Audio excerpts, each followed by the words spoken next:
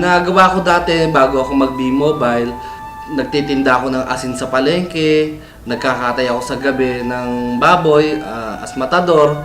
Then pagka may mga opportunities na may magpapagawa ng bahay, nagko-construction ako para maibsan ko yung pangangailangan. Lalo na may 3 akong anak, hindi ganun kadali ang kumita ng pera sa Pilipinas. Nung napunta ako sa Qatar, ni-repair ako ng mother ko doon sa kakilala niya. So doon, ang unang 2 taon ko, taga-timpla ako ng kape. Pagkatapos ko ng trabaho, nagko-computer ako. Gusto kong makausap yung pamilya ko na nasa Pilipinas. So nung nakita ko ng amo ko na may potential ako, doon niya ako pinag-aral. Hanggang sa makakapag-aral ako ng pagiging secretary. So ako ang naging personal secretary niya. Nalaman ko ang B-Mobile nung nakita ko yung link sa YouTube. Naghahanap ako ng extra income talaga. So tinry ko lang, kinilik ko lang yung link na yon. Nakita ko yung high friend video. So doon, nakita ko na kikita talaga ako sa business ng B-Mobile. So nung nagtatrabaho ako as secretary, nakakita ko ng chance na gawin ng B-Mobile. So imbis na sa Facebook, nagpo-posting ako ng ito ang kinain ko sa umaga, ito kinain ko sa gabi, ito yung pinuntahan namin nung araw na yon. Pinalitan ko ng business, yung B-Mobile. In-endorse ko siya, inaral ko siya. So maganda naman yung naging kinalabasan sa akin. Kahit na galing ako sa trabaho, tuloy-tuloy pa rin yung paliwanag ko kahit madaling araw. Number 1 na kalaban is yung puyat. Pero binaliwala ko yon kasi nga nalilibang ako sa ginagawa ko. Target ko talaga mawala yung homesick ko dahil gusto ko na umuwi. Gusto kong makasama yung pamilya ko. Sa una, nahihirapan ako kasi wala namang trabahong madali. Pero nakita ko yung mga testimonial ng mga millionaires, nagkaroon ako ng idea. Ang sabi ko, hindi pala totoong mahirap si B-Mobile. Madali lang siyang gawin.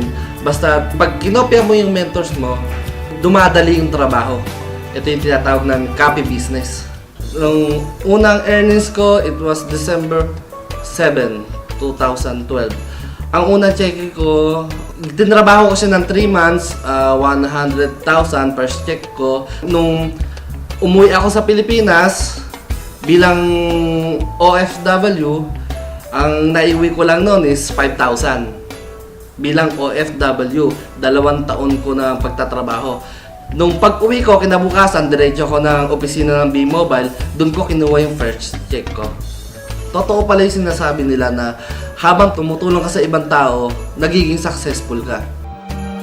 Number 1 na naging rejection sa akin yung mother ko na baka hindi ka kumita. Pero nagdire-diretso pa rin ako. Nagtuloy-tuloy ako. Kasi mahina nga ako sa pag-i-invite. Ang ginawa ko, yung mga nagpo-post lang ako sa mga fan page. So yung mga nagpo-post sa fan page, tinatanong nila kung paano gawin si B-Mobile. Naka-invite ako doon. So yung mga invite nila, tinutulungan ko. Yung network ko, doon nagsimulan lumaki. Kailangan i-duplicate mo ang sarili mo sa ibang tao. Pag hindi nila alam gawin ng business, kailangan tulungan mo sila para rin sa ikasasucess mo. Malaki ang pinagbago sa sarili ko nung sumali ako sa B-Mobile. 3 yung anak ko na pag-aaral ko. Wala naman ako ibang trabaho. Full-time B-Mobile lang ako. Ang binago niya, nababayaran ko na yung bill ko sa tubig, sa kuryente. Nakabili ako ng motor. Nakabili ako ng owner. Mapapayo ko sa mga members ko, kailangan tuloy-tuloy lang sila. Kung baga, wag silang magkukwit, number 1. Natural sa tao yung panghinaan ng loob. Pero yung magkukwit ka, panghabang buhay mo nang dadalhin yan. Pag ikaw ay sumali sa B-Mobile, ibig sabihin may pangarap ka. Kung ikaw ay walang pangarap, huwag mo nang gawin ang business na to. Sa lahat ng gustong sumali, subukan nyo lang, hindi naman masama. Copy business lang, kopyahin nyo lang kung ano yung ginagawa ng apply nyo. Wala namang ibang pupuntahan kundi success pa rin. Sa nag-invite sa akin, kundi dahil sa kanya, hindi ko makikita tong business na to.